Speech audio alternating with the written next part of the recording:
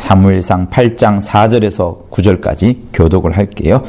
이스라엘 모든 장로가 모여 라마에 있는 사무엘에게 나아가서 그에게 이르되 보소서 당신은 늙고 당신의 아들들은 당신의 행위를 따르지 아니하니 열방과 같이 우리에게 왕을 세워 우리를 다스리게 하소서 한지라. 우리에게 왕을 주어 우리를 다스리게 하라 한 그것을 사무엘이 기뻐하지 아니하여 여호와께 기도하매 여호와께서 사무엘에게 이르시되 백성이 내게 한 말을 다 들으라. 그들이 너를 버림이 아니요 나를 버려 자기들의 왕이 되지 못하게 함이니라. 내가 그들을 애굽에서 인도하여 낸 날부터 오늘까지 그들이 모든 행사로 나를 버리고 다른 신들을 섬김같이 내게도 그리하는도다. 그러므로 그들의 말을 듣되 너는 그들에게 엄히 경계하고 그들을 다스릴 왕의 제도를 알게 하라. 여러분, 직장인 예배라는 시간을 이렇게 마련을 하면서 여러분들에게 시간을 빼앗는다면 아마 1시간가량 정도가 시간을 빼앗을 겁니다.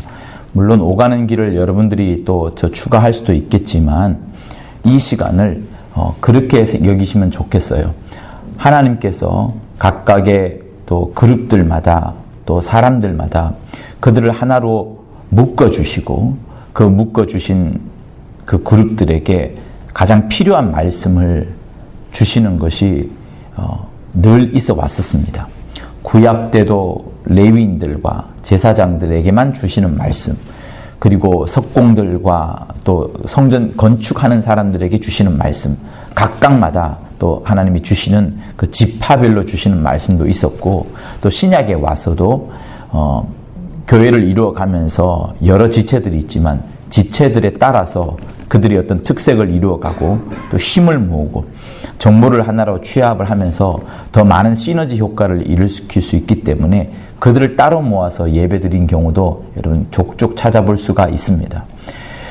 코로나19 때문에 우리가 많이 비대면으로 이제 진행을 해오고 그러다 보니 이제 많이 만나지 못한 그런 일들이 이제 계속되고 있습니다. 근데 이제 어떻게 되겠어요? 11월 정도가 되면 아마 이제 마스크를 벗을 수도 있을 정도로 온 국민이 또 온 세계가 집단 면역을 이루어 나갈 겁니다. 그때가 되면 이제 다시 모이는 그런 예배로 바뀌어질 것인데 아마 과거처럼 그렇게 잘 모이기는 쉽지 않을 것이라는 것은 왜 그런가 하니 이 세상의 흐름, 시대의 흐름이라는 것을 또 있기 때문에 그러합니다. 이미 새벽 기도는 많이 못 드리고 있는 것이 실상이고 그러다 보니 시대에 편성을 해서 왜 그렇습니까? 어떤 사람은 먼 직장으로 새벽 일찍 가야 되고 또 어떤 사람은 늦잠을 잘 수밖에 없기 때문에 아예 늦게 일어나는 사람도 있고 각각의 직장의 패턴, 각각의 삶의 패턴이 다르기 때문에 예전처럼 우리가 새벽에 모여서 기도하는 것은 사실 쉽지 않습니다.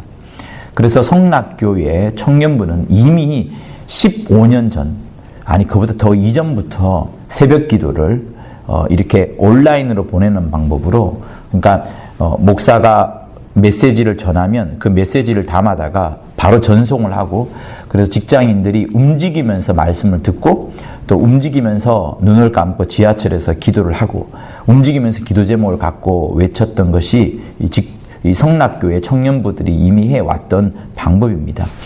그것이 나쁘다 좋다 할 수가 없는 것이 오히려 더 많은 사람들이 자기가 책임을 갖고서 그 새벽 기도를 성공시키고자 이제 해오고 있는 겁니다. 그래서 저는 좀 앞선 기대인 것 같긴 하지만 새벽 기도는 정말 예전처럼 모이는 것이 어렵지 않겠냐는 생각을 많이 가져보게 되고, 그러면서 온라인으로 하는 방법을 더 많이 지금 기도하고 있는 와중입니다. 그건 그렇지만 여러분, 새벽 기도는 매일 모이는 겁니다. 그래서 쉽지 않을 수 있어요. 그러나 지금 우리가 이 자리에 모인 것은 직장인이라는 이름으로, 혹은 또 직장인들 가운데 남성들도 있습니다. 그래서 충분히 공통점이 있는 우리들이에요.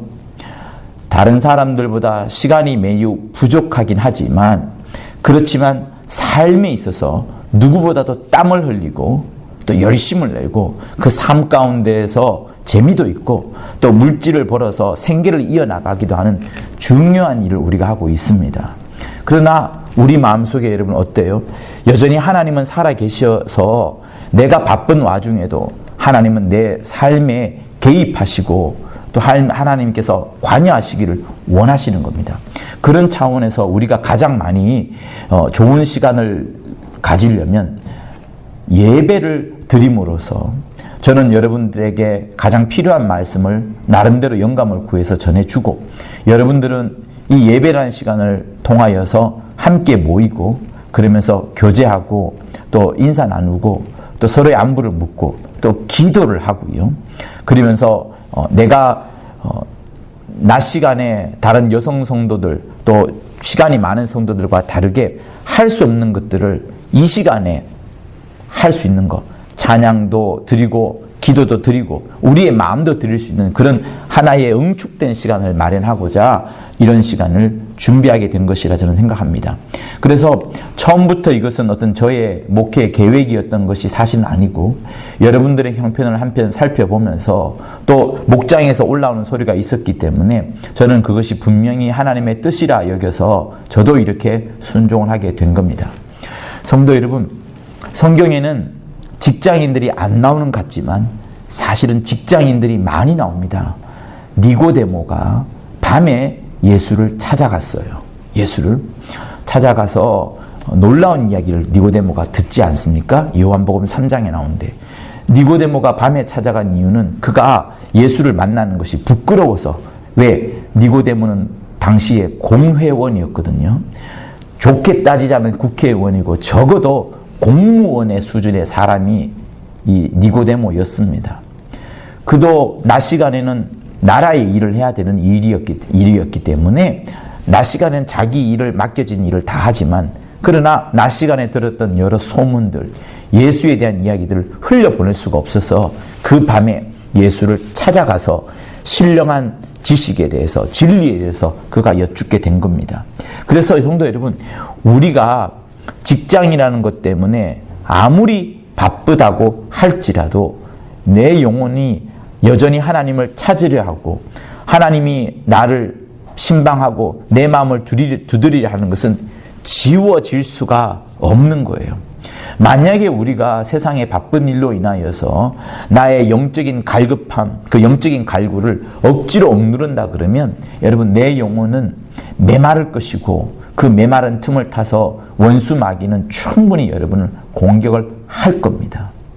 그래서 저는 이 직장인은 예배를 통하여서 2주에 한 번, 처음에는 우리가 한 달에 한 번이라 생각도 해봤지만 모르겠습니다. 오늘 시간이 끝나고 힘들면 한 달에 한 번이라도 해야 되겠다는 생각이 있는데 확정한 바는 아니에요. 그러나 어쨌든 2주에 한 번이든 한 달에 한 번이든 여러분들이, 직장인들이, 남성들이 주로 낮 시간에 열심으로 생계를 이어나가는 여러분들이 이 시간만큼은 시간을 비워두고 하나님을 섬기려 하고 여러분의 마음을 드리려 하고 나의 사랑하는 교역자, 동역자와 함께 만나려 하고 짧지만은 그 만나서 기도하고 그러면서 헤어지게 하는 그것이 매우 효과가 크고 정말 하나님이 원하시는 것이라 생각을 갖게 되어지는 겁니다. 그래서 성도 여러분, 이 시간을 2주에 한 번이든 한 달에 한 번이든 예배가 있는 그날 저녁에 꼭 만날 수 있도록 여러분의 마음을 다잡아 두십시오. 정말로 다잡아 두십시오. 이 시간만큼은 내가 시간을 비워가지고 하나님을 예배하는 마음을, 평소에 내가 직장인에서 열심히 사는 그 마음을 보여드릴 수 없잖아요. 그러나 시간을 내어서 하나님께 드리는 마음을 여러분 보여주시길 바랍니다. 어떻게 이야기해도 좋을까요? 여러분, 저는 투잡을 가는 것은 아닙니다. 목사로서 일을 하기 때문에 그러하지만 간혹 저도 일을 해보곤 했습니다. 그런데 여러분, 땀 흘리고 또 수고하고 그러면서 물질이 들어오고 하면서 그 노동에 대한 가치가 정말 아름답다는 것을 저는 알고 있어요. 하루 중 아침에 일어나면 맨 처음 생각나는 것이 교회가 아니고 사실은 나의 맡겨진 직장의 일입니다. 직장의 일이 바쁘면은 집에 와서도 그 일이 생각나고 메꿔 나가야 되고 카톡 보내야 되고 고민해야 되고 밤잠을 설치해야 되는 것이 직장 일이에요. 그만큼 여러분의 삶에 있어서 많은 시간들을 사실은 빼앗습니다. 그러나 그 시간은 하나님께 아니고 세상 거라고 하여서 그냥 세상에만 던져두고 나머지 시간에만 하나님을 의지하고 붙잡는다 한 그것이 아니라 여러분의 일할 때에 하나님이 원하시고 하나님이 찾으시는 일로 하십시오. 예를 들자면 이런 걸 수 있겠습니다. 사환이라면 자기의 주인을 잘 섬기는 그것을 성경책은 곳곳에서 서신서에서 말을 합니다. 여러분, 요셉 있죠? 요셉도 역시 공무원입니다. 그는 처음에 팔려갔어요. 형들한테 팔려가지고 팔리기 전에 구덩이에서 죽을 뻔하죠. 그러나 그 구덩이에서 건져내가지고 아라비아 상인한테 팝니다. 그래서 그가 최종적으로 간 곳이 어디냐? 애굽으로 끌려갑니다. 애굽에서 어떤 보디발이라는 장관 집에서 총무 역할을 하다가 잘못되는 어떤 인식 때문에 이제 그가 감옥으로 쫓겨나지 않습니까?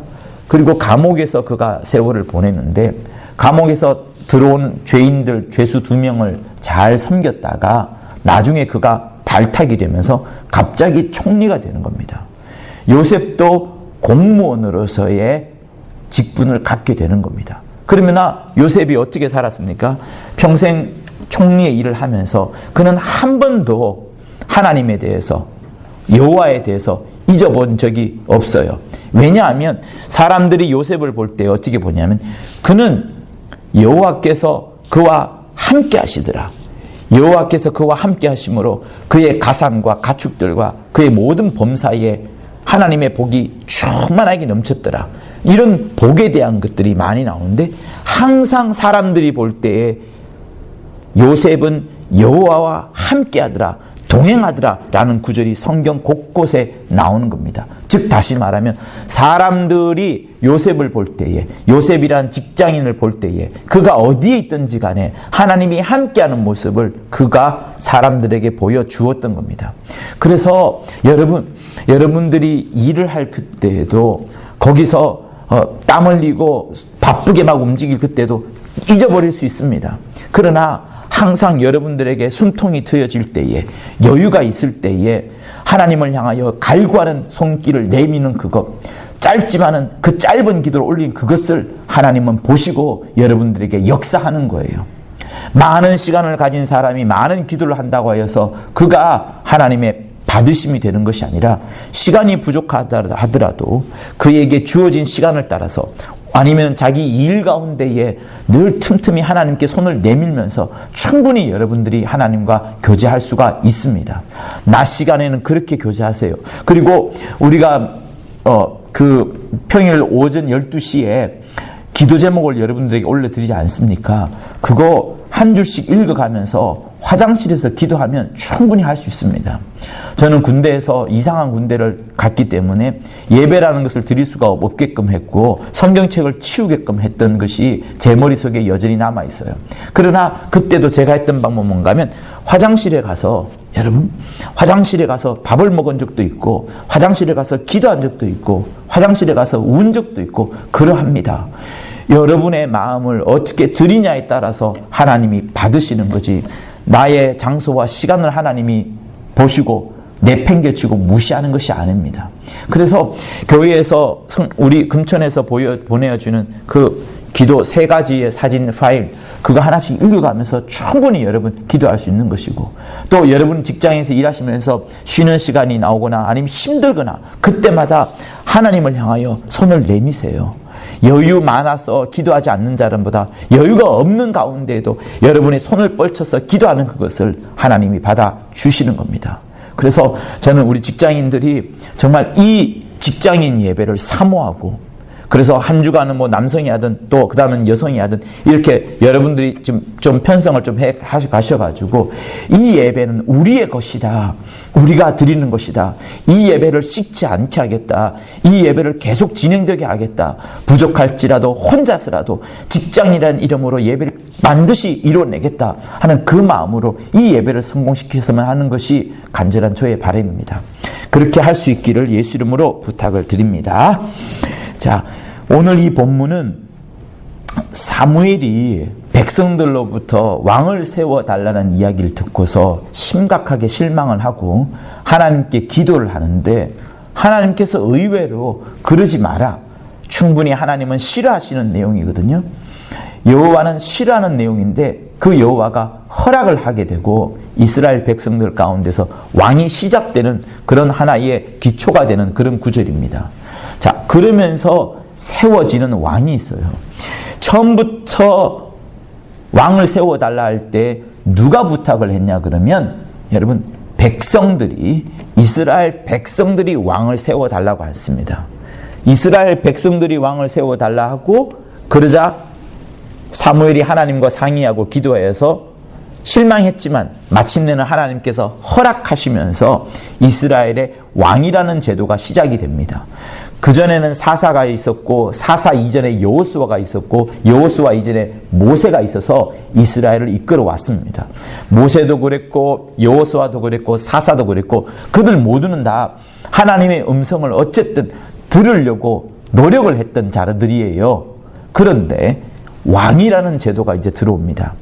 왕이라는 제도가 들어오면서 사람들은 왕이 하나님의 목소리를 들으면 되지, 그래서 하나님의 목소리를 따라서 우리를 인도하면 되지 라고 생각할 것 같지만 그렇지 않습니다.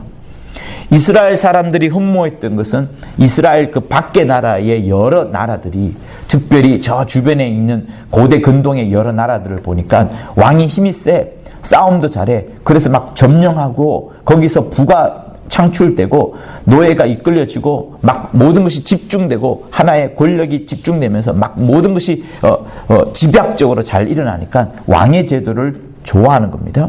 다시 말해서 우리 그동안에 눈에 보이지 않는 하나님에 대해서 그들은 거부하는 그런 모양을 보여주는 거예요. 우리 하나님 거부해 이런 말은 이들은 하지 않을 겁니다. 여러분들 가운데 누가 하나님을 거부하겠습니까? 누가 하나님께 나는 불순종하겠어요? 말한 사람이 어디 있겠습니까? 그러나 우리 많이 불순종합니다. 어떤 방법으로? 내가 나의 원하는 것을 따라하면서 나의 바쁜 일정을 따라 움직이면서 내가 원하는 그 일을 하고 나의 수고와 노력을 하는 방법을 통하여서 하나님의 수고와 노력을 잠시 내려놓는 그 방법을 통하여서 우리는 불순종하는 겁니다. 그런데 지금 이스라엘 백성들은 왕을 세워달라 합니다. 눈에 보이지 않는 하나님, 눈에 보이지 않는 왕이셨던 그 하나님을 배제하고 눈에 보이는 사람, 눈에 보이는 사람을 왕으로 세워서 우리를 다스려 달라라고 부탁하는 것이 바로 이 순간인 거예요. 그래서 그러면서 이 사람들이 세워달라는 왕이 누구였습니까? 사울 왕이었습니다. 그는 어깨가 다른 사람들보다 훨씬 컸고요. 미모가 얼굴이 굉장히 출중했습니다. 잘생겼어요. 키도 크고 잘생기고 또 성경에 보면은 9장인가에 보면은 그가 겸손했다는 말도 나오고 그렇습니다. 그래서 사람들이 사울을 세웠죠.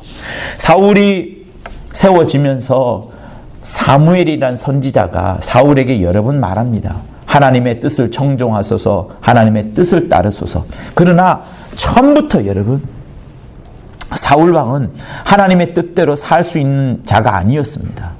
여러분 사울 왕에게 기대하지 마세요. 사울 왕에게 기대할 것이 없습니다. 그는 처음부터 누가 세웠냐면 사람이 세웠어요. 여러분 우리가 잘 알다시피 창세기 49장에 보면 야곱이 유언을 하면서 죽기 직전에 자기들의 후손들에게 예언하는 장면이 나옵니다. 그때 유다에 대해서 예언하는 장면이 나와요. 손을 얹고 홀이 지팡이 말하는 겁니다. 어떤 권위 있는 지팡이가 유다를 떠나지 아니하며 치리자의 지팡이가 그 발 사이에서 떠나지 아니하시기를 실로, 왕을 말하는 거예요. 실로가 오시기까지 미치리니 그에게 모든 백성이 복종하리로다라는 예언을 합니다. 그러니까 이스라엘에 왕이 있다면 그 왕은 유다에게서부터 나올 것이라는 예언을 야곱이 했습니다. 그런데 베냐민 지파에서 나온 사람이 누군가 하면 사울인 거예요. 사울은 백성이 세웠습니다. 우리가 눈에 보이는 왕으로서의 사울을 세워달라고 했기 때문에 사울은 처음부터 배태적으로 말해요. 아예 태생적으로 그는 결국에는 사람들의 목소리를 들을 수밖에 없는 겁니다. 사람들의 목소리를 들을 수밖에 없기 때문에 그가 판단하는 거, 그가 하나님의 명령을 듣더라도 그 하나님의 명령이 사람의 생각 때문에 비껴가는 거예요. 비껴가는 겁니다. 여러분 잘 아는 스토리 있죠. 사무엘이 사울왕에게 부탁을 합니다. 사울왕이요, 하나님께서 명령을 내리십니다. 당신이 아말렉 족속을 다 진멸하라고 하나님이 명령하셨습니다. 하나도 남김없이 완전히 다 없애버리라고 하나님이 명령하십니다. 사울이 아멘 합니다. 그리고 나서 그 명령을 따라서 아말렉과 전쟁을 일으켜서 아말렉을 다 초토화시켜버립니다. 그런데 사울이 생각하는 게 있어요. 나중에 우리가 예배를 드려야 되니까, 하나님을 기쁘게 하는 제사를 드려야 되니까 살찐 거, 튼튼해 보이는 거, 좋아 보이는 거, 귀해 보이는 거, 요것은 남겨두자. 왜? 하나님이 기뻐 받으실 수 있도록 하나님 앞에 다리 저는 것, 소경인 것, 절름발이인 것을 줄 수 없지 않겠느냐. 하나님께서 좋아할 수 있는 살찐 거, 송아지 같은 거, 정말 귀한 거, 가치 있는 것들을 남겨두고 나머지는 다 죽여버리고 그리고 하나님께 제사 드리자. 이런 마음을 가지는 겁니다. 우리의 생각 때는 좋아요. 백성들의 생각에도 좋습니다. 그러나 하나님께서 뭐라고 말씀하신 줄 아십니까? 나타나셔가지고 사무엘을 통해서 하나님이 말씀하시기를, 사울왕이요, 당신이 그렇게 킵했던 거, 보관했던 거, 예배 드리려고 아껴두었던 거, 예배 드리려고 잘 챙겨두었던 거, 예배 드리려고 정말로 잘 이렇게 종이봉투에 잘 싸고 이름도 잘 써놓고 정말로 다른 사람 터치하지 못하도록, 가족도 누구도 터치하지 못하도록 잘 감싸두었던 그것을 하나님이 뭐라고 하신 줄 아십니까? 하나님은 그것을, 당신이 하나님의 것을 약탈했다라고 이야기를 하는 겁니다. 성도 여러분, 하나님의 관점은 그거예요. 하나님께서 진멸하라 했으면 다 죽이는 겁니다. 살찐 거, 송아지, 기름진 거, 가치 있는 거, 소중한 거, 그거 다 필요 없는 거예요. 하나님의 명령이 꺾여지거나 하나님의 명령이 빗나가거나 하는 그것은 하나님의 눈에는 제사 드리는 것도 아니고 하나님의 눈에는 하나님의 것을 약탈하는 것이라고 말씀을 하는 겁니다. 그게 사무엘상 15장에 나오는, 유명한 사무엘상 15장 9절과 19절에 나오는 내용이에요. 자, 사울이 그렇게 하나님의 뜻을 빗나가게 된 것은 사울 왕의 마음이 비뚤어져 있기 때문에 그의 마음속에 인간에 대한 생각이 충만한 것도 있지만, 자, 지금부터 잘 들으세요. 더 중요한 것은 뭔가 하면 사울은 태생적으로 그가 사람들의 칭송을 받아서 왕이 된 사람입니다. 하나님의 뜻을 따라서 왕이 된 사람이 아닌 거예요.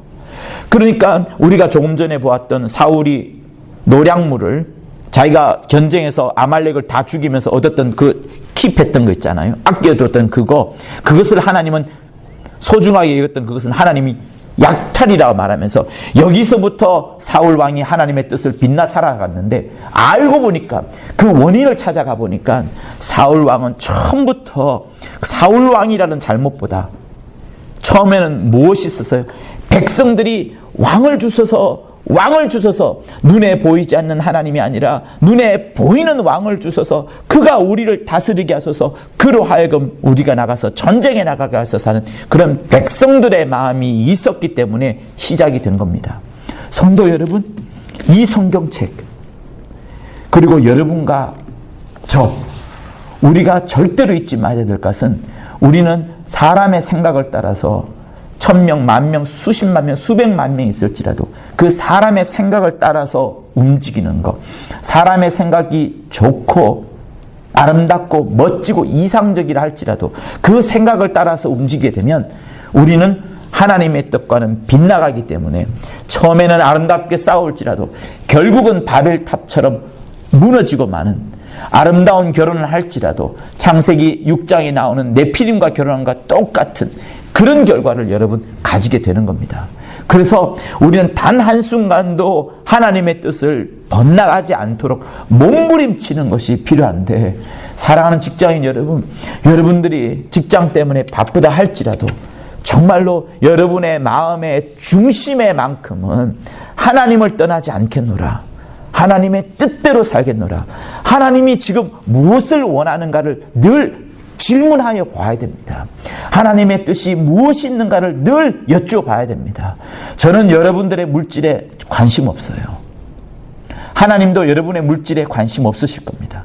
그러나 하나님은 여러분들의 관심 있는 것이 있으니 여러분들이 그 바쁜 와중에도 하늘나라에 대한 소망을 두고 그 하늘나라에 소망을 둔 그것이 이 땅에 표현되어지기 위하여, 이 땅에 드러나기 위하여 그 하늘나라에 대한 소망을 가진 믿음을 이 땅에 우리가 드러내기 위하여 제일 첫 번째는 이 예배부터 우리가 성공시키고자 하는 마음을 정말 가지기를 원하는 것이 저는 오늘 우리에게 주신 이 직장인 예배를 시작하는 우리에게 주신 하나님의 뜻이 아닌가라는 생각을 해보는 겁니다. 할렐루야. 그래서 정말로 이 예배만큼은 성공하리라. 여러분, 제가 시간 많이 안 뺐을 수 있어요. 지금 8시 43분이거든요. 여기서 끝내고 조금 하다 보면 50분 안에 다 끝낼 수 있습니다. 시간 많이 안 뺐을 수 있어요. 그러나 여러분의 마음이 이 직장인 예배에 쏟아지게 하면서 여러분들의 심령을 하나님께 드려주세요. 그리고 더 좋은 것은 나만 오는 것이 아니라 내가 함께 했던 자들을 데리고 오도록 하는 것. 그들이 적어도 늦더라도 끝나기 전까지, 예배가 끝나기 전까지 발문을 드리는 그것이 멋진 겁니다. 우리 옛날에 우리 교회가 부흥할 때에 남성 목장, 여성 목장 저녁에서 교구 예배 드릴 때 어땠습니까? 끝나기 직전이라도 오십시오. 왜? 그렇게라도 하는 것이 가장 하나님이 받으시는 거니까. 바쁜 일 가운데 여러 가지 사건 사고로 못 올 수도 있지만 그래도 연락을 취하고 음식 보내주고 전화 연락하고 또 다 끝나고 난 다음에 찾아가면서까지 우리가 사람들을 만나려고 했던 것, 그리스도의 몸인 이 교회를 만나려고 했던 그것이 우리의 과거의 성공의 하나의 비결이자 하나의 우리 습관 아니었습니까? 그래서 여러분들이 하나님의 뜻을 찾아보기를 예수 이름으로 부탁을 드립니다. 사울 왕이 처음부터 잘못한 줄 알았는데 저는 성경을 자세히 보다 보니까 그게 아니라 백성들의 민원이 강했던 거예요. 백성들이 으쌰으쌰하면서 하나님의 뜻을 빗나가게 된 겁니다.